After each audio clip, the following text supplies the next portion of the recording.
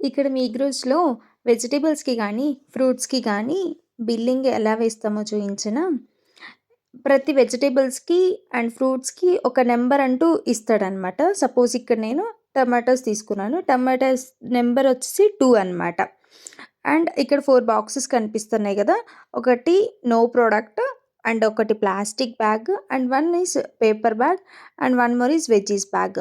Present 564 grams కనిపిస్తుంది గదా! నేను తీసుకున్న టమాటాస్. ఇప్పుడు నేను ప్లాస్టిక్ బ్యాగ్ గనక సెలెక్ట్ చేస్తే 0.002 తగ్గుతుందనమాట. సో, అందుకని 564 and paper bag and veggies bag రెండిటికి గూడా 0.008 తగ్గుతుందనమాట.